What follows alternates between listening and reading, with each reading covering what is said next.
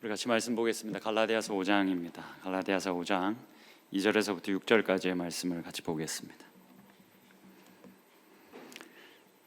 갈라디아서 5장 2절에서부터 6절입니다. 본문이 길지 않으니까 저희 교독하겠습니다. 제가 먼저 좀 읽겠습니다. 보라, 나 바울은 너희에게 말하노니 너희가 만일 할례를 받으면 그리스도께서 너희에게 아무 유익이 없으리라. 내가 할례를 받는 각 사람에게 다시 증언하자. 율법 전체를 행할 의무를 가진 자라. 율법 안에서 의롭다 함을 얻으려 하는 너희는 그리스도에게서 끊어지고 은혜에서 떨어진 자로다. 우리가 성령으로 믿음을 따라 의의 소망을 기다리노니. 같이 읽을까요? 같이 읽겠습니다. 시작. 그리스도 예수 안에서는 할례나 무할례나 효력이 없으되 사랑으로서 역사하는 믿음뿐이니라. 아멘. 여러분, 봄비가 내리고 날씨가 그래도 화창해지고 쾌청해진 것 같습니다. 덩달아 기분도 저희들의 기분도 많이 좋아지지 않나 싶습니다. 오늘 아침에 이렇게 차를 타고 교회로 오는데 오랜만에 정말 선명한 이렇게 해가 이렇게 정면으로 이렇게 뜨더라고요. 그래서 막 그 해가 너무 선명하게 떠서 그 햇빛이 이렇게 저를 비추는데 순간적으로 되게 기분이 좋아졌습니다. 그러면서 여러분들 생각이 좀 났습니다. 항상 또 이렇게 해같이 빛나는, 그냥 앉아 있는 것만으로, 그 존재만으로도 해같이 빛나는 여러분들의 모습이 살짝 스쳐 지나갔습니다. 여러분들은 그런 존재입니다. 그 햇빛 속에서 여러분들을 발견하는 그런 은혜로운 아침이었다라는 이야기를 하고 싶었습니다.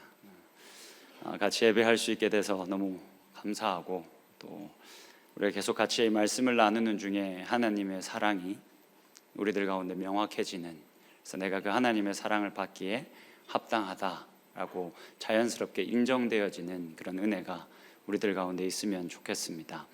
오늘 이제 갈라디아서 5장입니다. 어렵고 어려웠던 바울의 논증이 이제 다 끝났습니다.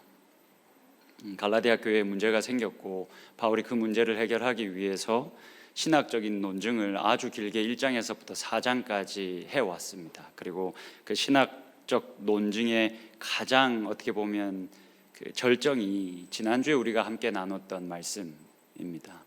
네, 그걸 끝으로 이제 바울이 논증은 그만합니다. 오늘 본문을 보시면 여러분들이 알겠지만 말씀 자체가 너무 명확합니다. 이제 바울이 자신이 하던 논증을 멈추고 적용으로 들어갑니다. 다시 말씀을 열심히 가르친 다음에 명확하게 이제 너희는 이렇게 살아야 한다 라고 이야기를 합니다. 오늘 본문을 보면 바울이 3번이나 반복해서 똑같은 말을 아주 명확하게 합니다. 일단은 바울이 어떻게 이 긴 신학적인 논증을 이렇게 아주 간단하고 명료하게 적용하는지를 우리가 먼저 보도록 하겠습니다. 그리고 그 적용점이 가지고 있는 의미가 무엇인지를 우리가 함께 좀 살펴보면 좋겠습니다. 2절과 3절과 4절의 말씀을 우리가 이어서 쭉 볼 텐데 먼저 2절의 말씀을 보시죠. 보라, 나 바울은 너희에게 말하노니 너희가 만일 할례를 받으면 그리스도께서 너희에게 아무 유익이 없으리라. 그래서 바울이 이렇게 이야기합니다. 긴 논쟁을 끝낸 다음에 너희가 만약에 할례를 받으면 그리스도께서 너희에게 아무 유익이 없다. 무슨 말입니까? 긴 논증을 다 한 다음에 하고 싶었던 말이 이겁니다. 할례 받지 마. 이방인 그리스도인들에게 하고 있는 말이죠. 너희들 유대인과 같이 되려고 할례 받으면 안 돼. 너희들이 만약 할례를 받는다면 그리스도가 너희들에게 아무 유익이 되지 않아.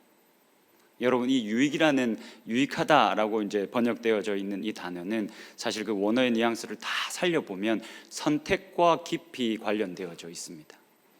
미래에 어떻게 나타날 그 상태를 신중하게 고민하여 선택해서 얻는 유익을 의미합니다. 이 뉘앙스를 좀 살려서 우리가 이해를 하면 바울이 지금 아주 간단하게 이렇게 말하고 있는 겁니다. 너희가 만약 할례를 선택하면 너희는 그리스도를 버리는 거야. 아주 분명하게 우리들에게 이야기합니다. 너희들이 할례를 선택하면 너희는 그냥 그리스도를 버리는 거야. 이렇게 말한 다음에 또 이어서 이렇게 말합니다. 3절의 말씀을 보시죠. 내가 할례를 받는 각 사람에게 다시 증언하노니 그는 율법 전체를 행할 의무를 가진 자라. 그러니까 너희가 만약에 할례 받기를 원하면, 그 할례를 받는다면, 할례를 받는 모든 사람들은 율법에 기록되어져 있는 모든 내용을 지켜야 해 라고 말합니다. 사실 이 3절을 바울이 어떠한 의도를 가지고 이렇게 말했는가에 대해서 학자들의 의견은 분분합니다. 어떤 학자들은 이 바울의 대적자들이 아마도 이 유대인들에게 그 율법 전체를 다 지킬 것을 요구하지 않고 그저 눈에 보이는 할례를 행한다거나 음식을 가려 먹는다거나 안식일을 지킨다거나 그런 몇 개의 아주 소극적인 의미의 율법만 지키게 했을 것이다. 근데 바울이 만약 할례를 받으면 너희들은 이 모든 율법을 다 지켜야 되는 거야 라고 말하는 것이다 라고 이제 추측을 합니다. 또 어떤 사람은 사람이 아무리 노력해봤자 율법을 다 지킬 수 없기 때문에 너희들이 할례를 받으면 율법을 다 지켜야 돼. 너희들 이거 할 수 있겠어? 라고 겁을 주고 있는 거다 라고 보는 학자들도 있습니다. 물론 이게 모두 다 가능한 해석입니다. 근데 사실 이 2절과 3절과 4절에 있는 이 문맥을 따라 사실 이 본문을 보면 무슨 말을 하고 있는 거냐면 바울이 이렇게 말하는 것일 수 있습니다. 너희가 만약에 할례를 받기를 원한다면 너희들은 평생 율법 아래에서만 살아야 해. 그 율법의 그늘 아래에서만 율법을 열심히 다 지키면서 살아야 돼 라고 말을 하고 있는 겁니다. 우리가 잘 알고 있는 것처럼 본격적으로 3장에서부터 4장에 이르기까지 이렇게 율법을 다 지키려고 시도하는 삶은 종노릇하는 삶이야 라고 바울이 계속 이야기를 했습니다. 그래서 바울이 3절에서도 만약 너희들이 할례를 택한다면 평생 이 율법을 다 지켜 행하기 위해서 종노릇하며 살아야 돼 라고 이야기를 하고 있는 거죠. 이어서 4절의 말씀을 봅시다. 4절에서는 조금 이렇게 단어를 달리해서 이렇게 표현합니다. 율법 안에서 의롭다함을 얻으려 하는 너희는, 그러니까 할례를 받는 것으로, 그렇게 유대인과 같아지는 것으로 의롭다함을 얻으려 하는 너희는 그리스도에게서 끊어지고 은혜에서 떨어진 자다. 여러분, 이 지금 바울이 2절과 3절과 4절에서 율법과 그리스도를 대조합니다. 그리고 이 율법과 그리스도를 각각의 어떤 영역을 다스리는 힘인 것처럼 이야기를 합니다. 그래서 4절도 너희들이 만약 할례를 선택한다면 너희들은 그리스도에게서 끊어져 버리고 은혜에서 떨어지게 돼 있어.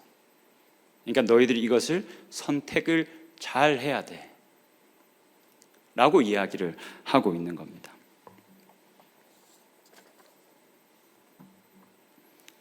지금 2절과 3절과 4절의 말씀을 우리가 이렇게 보면 이 내용을 우리가 이 그림으로 조금 쉽게 이해를 할 수 있을 것 같습니다. 그림 한번 띄워 주시겠습니까? 지금 바울이 2절과 3절과 4절을 통해서 우리들에게 하고 있는 말은 딱 그냥 이거 하나입니다. 너희들이 율법을 선택한다면 그 율법 아래에서 평생 종노릇하며 살게 될 거야. 그런데 너희가 율법이 아닌 그리스도를 선택한다면 그리스도 아래에서 영원히 자유를 누리며 살 수 있어. 너희들 무엇을 선택할 거야? 라고 이야기를 하고 있는 거죠. 물론 이 이야기를 들은 유대인들, 특히 유대인들은 그리스도의 반대편에 율법을 세워놓고 있는 것이 사실 이 당시에는 이해할 수 없는 일이었을 겁니다. 왜냐하면 하나님께서 율법은 우리들에게 생명을 주기 위해서 주신 것이다 라고만 유대인들이 생각하고 있었기 때문입니다. 근데 바울이 부활하신 예수 그리스도를 만나고 율법을 다시 해석하면서 아주 어떻게 보면 참 신박한 방법으로 그리스도의 반대편에 율법을 세워두죠. 그래서 율법을 통해서 유대인과 같이 되는 것을 통해서 자신의 존재를 평가받고 싶어 한다면 그 사람은 그 기준을 평생 다 맞추지 못해서 종노릇하며 살아가게 될 것이다. 반면에 그리스도를 선택한다면 그 그리스도 안에 있게 된 그 상태 때문에 우리가 영원히 자유하면서 살 수 있게 될 것이다 라고 이제 바울이 이야기를 하는 겁니다. 근데 여러분, 여기서 우리가 오늘 그 할례가 가지고 있는 역사적인 의미에 대해서 구체적으로 이야기하지는 않을 겁니다. 아마 이게 6장에 가면 저희들이 구체적으로 이야기를 할 수 있을 텐데, 그냥 간단하게만 이야기를 조금 해보자면, 당시 할례는 특별히 유대인들의 사회, 그리고 유대인들의 이 사회에 들어온 자들에게 할례는 매우 유용한 것이었습니다. 당시에 이 로마가 지배하고 있는 이 사회 속에서 유대교는 하나의 종교로서, 합법적인 종교로서 인정을 받고 있었습니다. 그래서 이 사람이 유대교로 개종을 하면 특별히 다른 핍박을 받을 일이 없었습니다. 그 사회 내에서 이 율법을 지키고 할례를 행했다라는 것은 그 사람에게 이득이 되는 일이었습니다. 그런데 바울이 이 이득이 되는 일을 과감히 버려버립니다. 그리고는 지금 우리들에게 그 이득이 되는 것을 버려버리고 그리스도를 선택하라 라고 이야기를 하는 겁니다. 여러분, 이러한 바울의 겉면이 사실 1세기를 살아가고 있던 그리스도인에게는 결코 쉽지 않은 겉면이었습니다. 쉽지 않은 도전이었습니다. 내가 할례 받는 것을 포기한다면 이 유대 사회 내에서 누릴 수 있는 특권을 다 잃어버리는 것을 의미했기 때문에 그렇습니다. 근데 그럼에도 불구하고 바울은 우리들에게 그리스도만을 선택하라, 하나님만을 바라보라 라고 이야기합니다.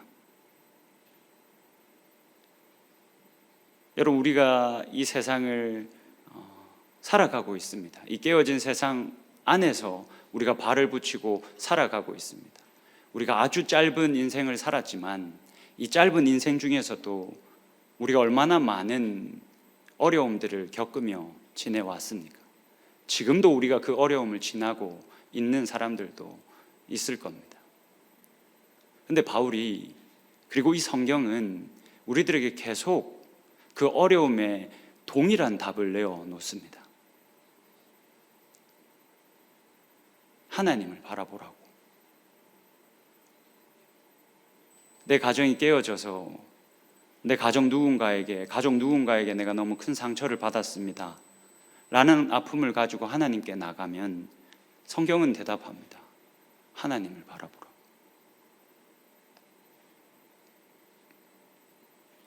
회사에서 너무 자신의 역량이 부족하다는 것을 깨닫고 그렇게 욕을 먹고 마음에 상처를 받고 마음이 너무 어려워서 그 마음을 하나님 앞으로 가지고 나가면 하나님이 또 말씀하십니다. 하나님을 바라보라고. 여러분, 마태복음의 말씀을 한번 같이 보시겠습니다. 바울이 말하고 있는 바가 사실은 예수님이 말한 바이기도 합니다. 이거 제가 자주 인용해서 말하는 구절입니다. 그런즉 너희는 먼저 그의 나라와 그의 의를 구하라. 그리하면 이 모든 것을 너희에게 더하시리라. 이제 여러분, 이거 제가 너무 자주 말했기 때문에 이 예수님의 말씀이 기도의 순서를 알려주는 말씀이 아니신 것 여러분들이 알 겁니다. 바울이 오늘 똑같이 이 말을 하고 있는 겁니다. 할례가 너희들에게 아무리 유익한 것 같아 보일지라도, 할례로서 너희들의 존재 가치를 평가하면 더 좋은 삶이 너희들을 기다리는 것 같아 보일지라도 그것을 멀리하고 그것을 버리고 그리스도를 선택하라. 너희는 먼저 하나님의 나라와 하나님의 의를 구하라. 무슨 말입니까? 너희들이 살아가고 있는 그 삶의 모든 현장에서 하나님만 바라봐라. 하나님이 우리들에게 주신 그 하나님의 나라만 기대하고 하나님의 의로우심만 기대하며 살아라 라고 답을 합니다. 여러분, 때로는 이 말씀을 전해야 되는 저도 이런 성경의 대답이 답답할 때가 있습니다. 아니, 하나님, 내가 지금 이런 상황 속에서 하나님의 나라만 구하고 하나님의 의로우심만 기대하면 그래서 뭐가 달라집니까? 이 문제가 내 앞에 그대로 있는데 도대체 무엇이 달라집니까? 라는 생각이 여러분들에게만 있지 않고 저에게도 있습니다. 근데 바울은 우리들에게, 우리와 정말 다를 바 없는 인생을 살았을 바울은 우리들에게 권합니다. 그럼에도 불구하고 하나님의 나라만, 그리고 하나님의 의로우심만 구하라. 근데 놀라운 것은 너희들이 믿지 못하겠지만 그렇게 우리가 그 나라 안에서 하나님께만 집중할 수 있다면 그 나라 안에서 하나님께서 이 모든 것을 더하신다 라고 바울이 이야기를 하는 겁니다. 여러분, 오늘 본문 5절의 말씀을 한번 보시죠. 바울이 오늘 본문에서는 이렇게 이야기합니다. 5절을 여러분들이 한 번만 읽어주시겠습니까? 같이 읽겠습니다. 시작.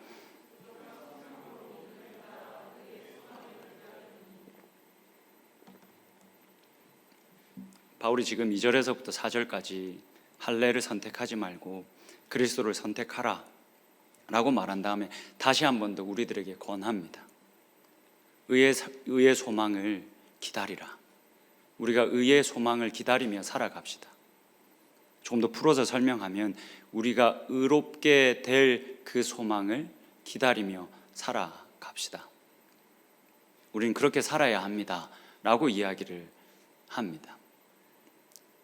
여러분, 우리가 이 의롭게 될 소망을 기다린다라는 이 바울의 권면을 조금 더 집중해서 좀 주목해서 살펴볼 필요가 있습니다.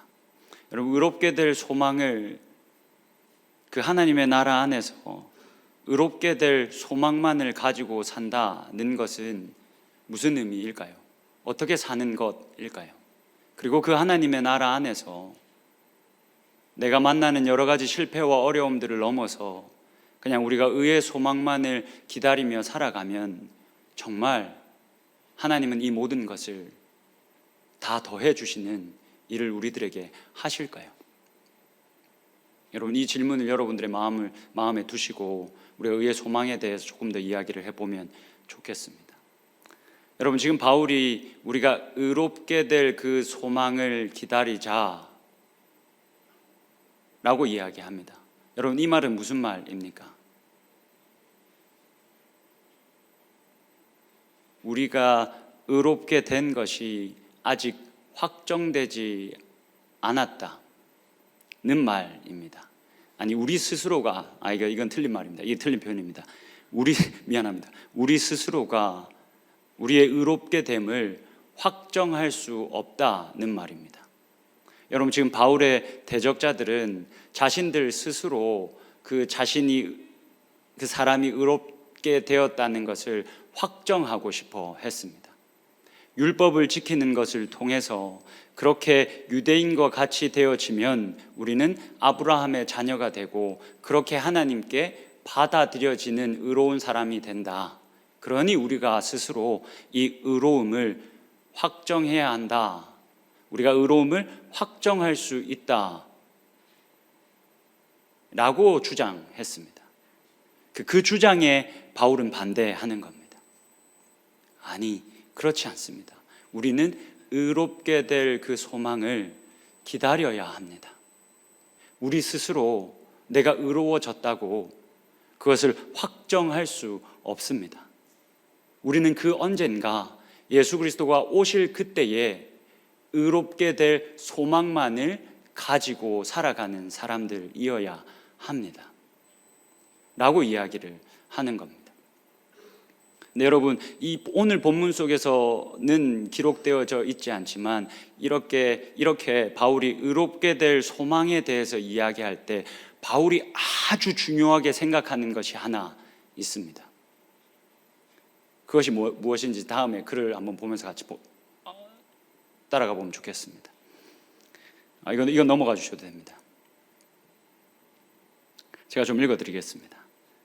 종말은 신적 현재에 대한 완전한 접근이 허용되고 죽을 몸이 변화되는 때는, 그러니까 여러분, 이 종말은 예수 그리스도가 다시 오시는 때를 이야기합니다. 그래서 신적 현재에 대한 완전한 접근이 허용되고 죽을 몸이 변화하는 때이지 않습니까? 예수 그리스도가 다시 오시면 완전히 우리가 하나님께 나아가고, 그리고 우리의 몸이 정말 아름다운 모습으로 변화된다라는 이야기를 이제 성경에서 하지 않습니까? 근데 종말은 변화보다 확인에 가깝습니다. 그러니까 바울이 이런 종말에 대한 기대, 의에 대한 소망에 대해서 이야기할 때마다 이 소망은 사실은 변화보다 확인에 가깝다는 것을 계속 이야기합니다. 이게 무슨 말이냐면, 즉 종말은 죽음과 죄가 무력해진 그리스도의 현재를 공표하는 것이다. 그러니까 예수 그리스도가 다시 오시면 죽음과 죄, 이 모든 능력이 무력해졌다는 것이 그때야 비로소 확실히 드러나게 된다는 겁니다. 근데 중요한 것은 그리스도의 현재를 그리스도와의 연합 안에서 지금 우리가 누리고 있다는 겁니다. 여러분, 예수 그리스도가 다시 오시는 때 죄와 그리고 그 죽음이 모든 힘을 잃었었다라는 것을 우리가 확인할 겁니다. 근데 바울이 더 중요하게 생각하는 건 무엇이냐면, 그 죄와 그 죽음이, 죄에 대한 수치와 죄책감이 이미 예수 그리스도 안에 있게 되어진 존재들에게는 이미 힘을 잃었다라는 것을 우리가 알아야 한다라는 말입니다. 그리고 우리는 이미 죄와 죽음이 잃어버린 시간을 살아가고 있는 자들이고, 예수 그리스도가 다시 올 때 그 죄와 죽음이 이미 힘을 다 잃어버렸음을 확인하게 된다는 이야기를 하고 있는 겁니다. 제가 다시 좀 읽어드리겠습니다. 그리스도의 현재를 그리스도와의 연합 안에서 지금 누릴 수 있다는 점, 그리스도의 날, 파루시아, 이게 이제 세컨드 커밍, 예수 그리스도가 다시 오시는 때에 드러나기 전에 누릴 수 있다는 점에 바울은 주로 초점을 두고 있다.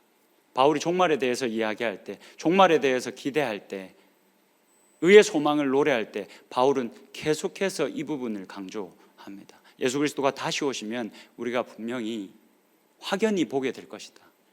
그러나 지금 우리는 이 사실을 거울을 보는 것 같이 희미하게 보고 살아가고 있다. 지금 우리가 보는 것이 거울을 보는 것처럼 희미하지만 예수 그리스도가 다시 오시면 우리가 이미 예수 그리스도 안에서 의롭게 되어지고 우리들의 삶 속에서 죄와 죽음이 힘을 잃었음을 결국 확인하게 될 것이다 라는 것이 바울이 가지고 있던 의의 소망에 대한 핵심이었습니다. 여러분, 제가 저번 줄 안다. 어제 결혼식을 다녀왔습니다. 근데 결혼식을 가는 차 안에서 이제 몇 명의 청년들과 이런 이야기를 나눴습니다. 참 이렇게 교회 동생들에게 한 친구가 그렇게 고백을 하더라고요. 내가 교회 동생들에게 너그러운 것처럼 내 남자친구 혹은 내 여자친구에게 너그러울 수 있다면 얼마나 좋을까요? 그게 참 어렵습니다. 이 친구들한테는 내가 한없이 관대할 수 있는데, 한없이 이해해주고 받아줄 수 있는데, 내 남자친구만 보면 양념을 조금만 치면 복창이 터집니다.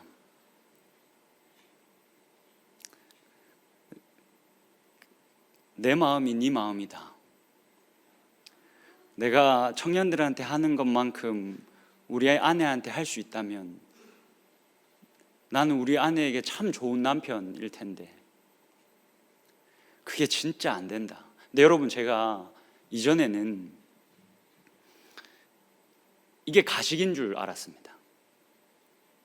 그래서 너무 연기를 하며 사는 것 같아서 죄책감이 진짜 컸습니다. 나 왜 이렇게 사기를 치고 살지? 평생 내가 이거 사기칠 것 같은데 어떡하지? 라는 걱정이 제 안에 있었습니다. 근데 이제는 깨닫습니다. 여러분, 그건 가식이 아닙니다. 제가 여러분들에게 서서 여러분들하고 사랑을 나누고 여러분들에게 관대하려고 노력하고 용서하고 용납하고 더 사랑하려고 노력하는 그 모습은 사실 여러분 제 모습이 아닙니다. 저는 그렇게 할 수 없습니다. 내 안에 사시는 그리스도가 하시는 겁니다. 네, 여러분 잘 생각해 보십시오. 어제 너무 아름다운 장면을 제가 목격했습니다. 결혼식장에서 한 남자가 펑펑 우는 겁니다. 아니 진짜 여러분, 뭔 사연 있는 사람처럼 우는 겁니다. 그러니까 우리 교회 이제 자매가 결혼하는데 그 셀에 있는 그 한 사람이 엄청 우는 겁니다. 그러니까 여러분 생각해 보십시오. 사람들이 이상하게 생각하지 않겠습니까? 무슨 일이 있다 생각하지 않겠습니까? 그래서 제가 맞추고 가서 이제 뭐라 했습니다. 뭐 하는 거냐 지금? 여기서 네가 이렇게 울면 하객들이 뭐라 생각하겠냐. 진짜 펑펑 울었거든요. 제가 영상으로 봤는데 진짜 펑펑 울더라고. 사연 있는 사람처럼, 아니 마치 자기가 뭐 지연이를 낳은 사람인 것처럼 울더라고요. 나도 제인이 보낼 때 그렇게 안 울겠다 싶을 정도로 울더라고요. 그래서 제가 막 뭐라 했습니다. 지금 뭐 하는 거, 남의 결혼식을 망칠 생각이냐. 사실 제가 그렇게 막 장난치고 싶어서 막 뭐라 했지만 여러분 잘 한번 생각해 보십시오. 사실 그 모습은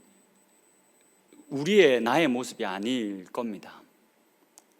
친구가 교회 왔을 때 마음이 외로울 때 그 친구가 곁에서 위로를 해줬을 거고 친구가 되어줬을 거고, 그래서 그 마음이 그 결혼식장에서 막 터져 나왔겠죠.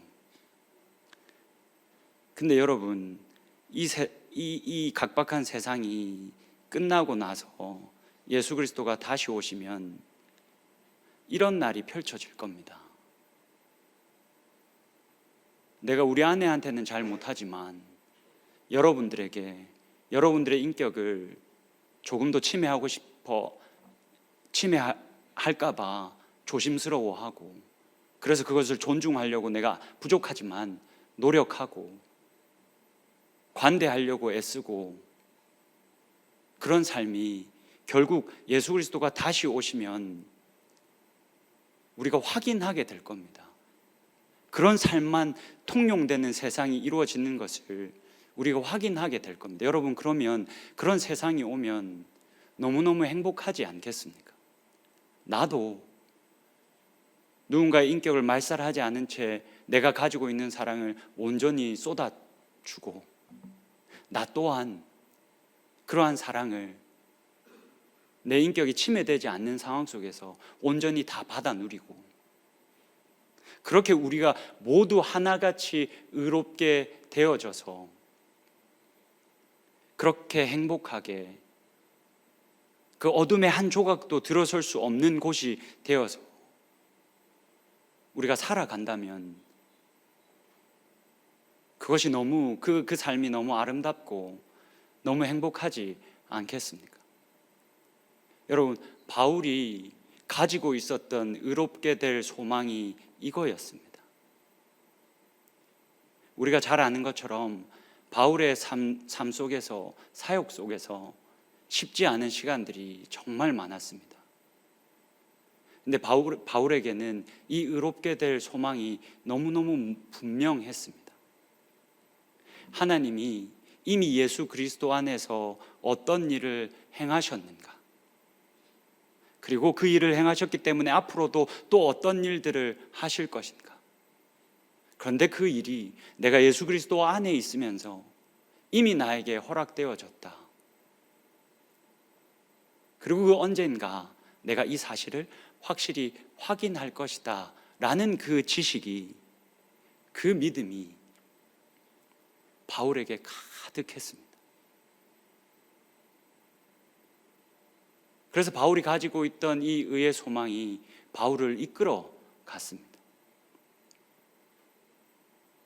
여러분, 이러한 의의 소망에 이끌리는 자가, 이런 의의 소망에 이끌리는 인생이 어떤 인생인지 바울은 이 빌립보서의 말씀을 통해서 우리들에게 잘 보여줍니다. 이 빌립보서의 말씀을 한번 같이 보시죠. 사실 이 빌립보서 1장은 바울이 얼마나 심각하게 자신의 사역이 실패했는지를 여실히 보여주는 본문입니다. 12절입니다.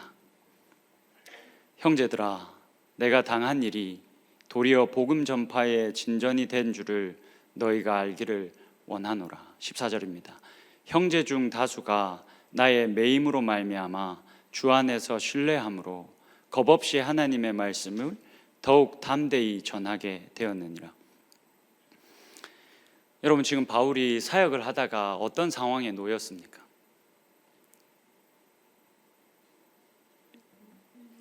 손과 발이 묶이게 되는 상황에 놓인 겁니다. 구금 상태가 됐습니다. 그래서 바울이 더 이상 아무것도 할 수 없는 상황에 이르게 된 겁니다.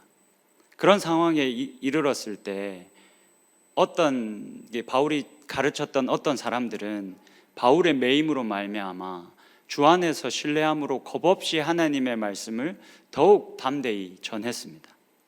그런데 15절을 보시면 어떤 이들은 투기와 분쟁으로, 어떤 이들은 착한 뜻으로 그리스도를 전파했다라고 합니다. 그러니까 바울이 가르쳤던 그 성도가 분열이 된 겁니다. 어떤 사람들은 착한 뜻으로 그리스도를 계속 전파했는데 어떤 사람들은 투기와 분쟁으로 했다는 겁니다. 16절입니다. 이들은 내가 복음을 변증하기 위하여 세우심을 받은 줄 알고 사랑으로 하나. 17절. 그들은 나의 매임에 괴로움을 더하게 할 줄로 생각하여 순수하지 못하게 다툼으로 그리스도를 전파하느니라. 그러니까 지금 바울이 손발이 다 묶인 상황이고 아무것도 할 수 없게 되어버린 상황입니다. 그런데 바울이 가르쳤던 그 교회 성도들도 마음이 분열되었습니다. 어떤 이들은 착한 마음으로 바울과 뜻을 같이 하여서 그리스도를 전파하지만 어떤 이들은 바울의 마음을 더 어렵게 하려고 투기와 분쟁으로, 순수하지 못한 마음으로 그리스도를 다툼으로 전하는 일이 있었던 겁니다.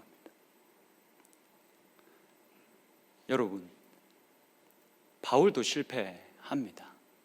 제가 이 말씀을 보면서 위로를 많이 받았습니다.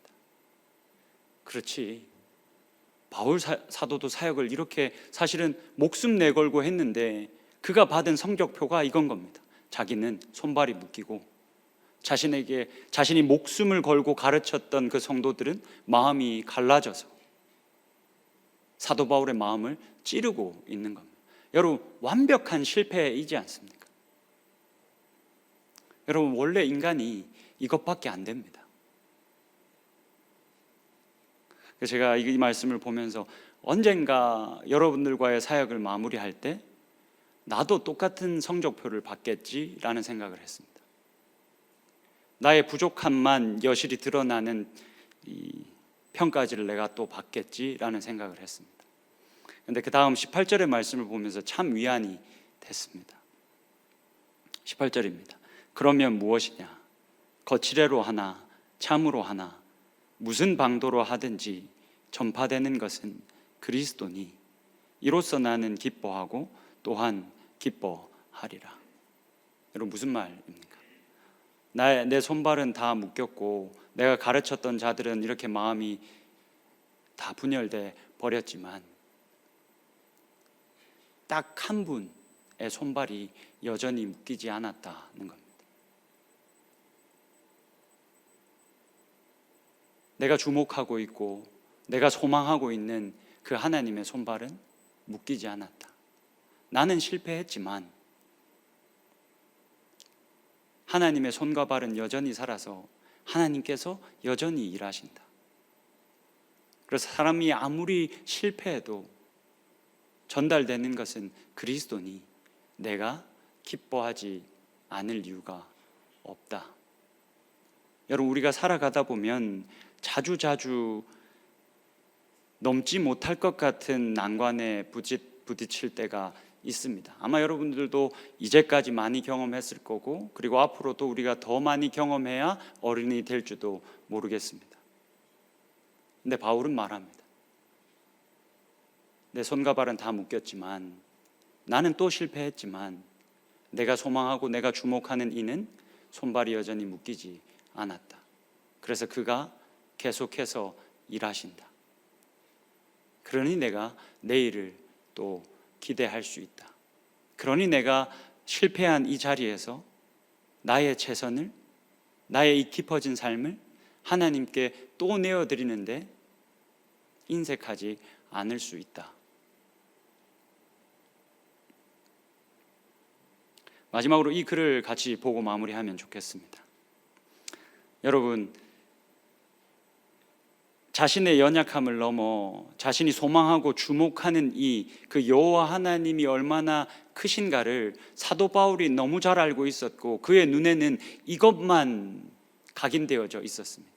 근데 신약에는 사도 바울보다 훨씬 더 이분의 능력을 잘 알고 있고 이분의 능력에 오로지 잠겨 있던 한 사람이 더 등장합니다. 예수님이시죠. 제가 좀 이 글을 읽어드리겠습니다. 하나님의 손이 자신의 사역을 통해 일하신다고 믿으며 불철주야 일하시던 예수님이 그의 손과 발이 묶이는 순간에도 좌절하지 않고 여전히 하나님에 대한 믿음을 지킬 수 있었던 것은 하나님의 손은 물리적 손과 힘에 의해 묶이지 않는다는 것을 아셨기 때문이다. 예수님의 손발이 십자가에 못 박혀 있을 때에 오히려 하나님의 구원 역사는 그 절정에 도달했다. 다음 넘겨주시겠습니까?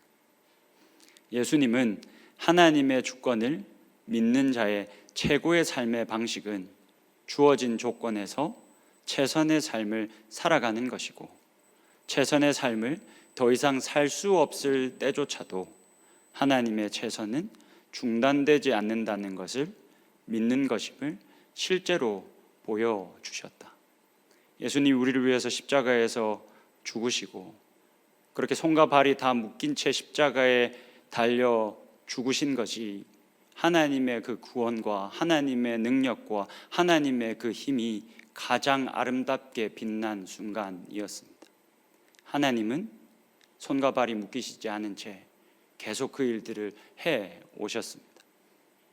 여러분, 우리가 살아가는 동안 우리가 난간을 자주 만나겠지만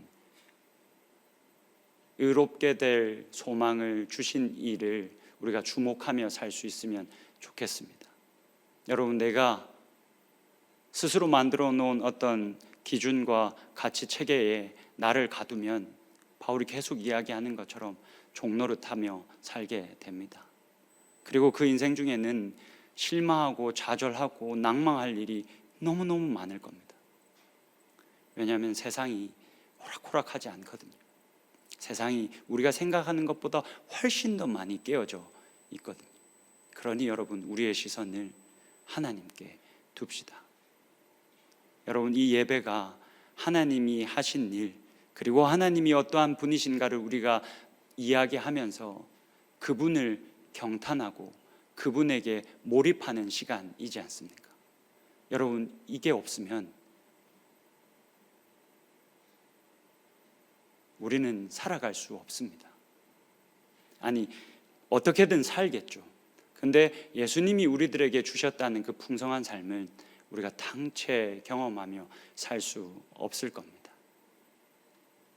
하나님께서 그 언젠가 의롭게 하실 그날을 우리가 기다리고 또 그렇게 의롭게 사는 것, 그리고 지금 하나님 앞에서 경건하고 거룩하게 사는 것에 대해서 여러분들이 그 가치를 깨닫고 그 가치를 붙잡고 그것을 매일과 같이 우리가 함께 확인하며, 그래서 때로는 우리가 최선을 다할 수도 없는 상황에 놓이게 되는데 그때에도 그 언젠가 우리를 완성하실 하나님을 기대하며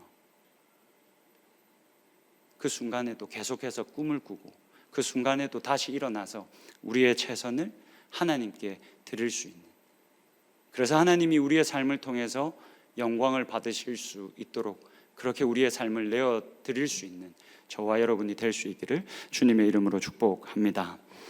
오늘 말씀을 기억하시면서 같이 찬양하겠습니다.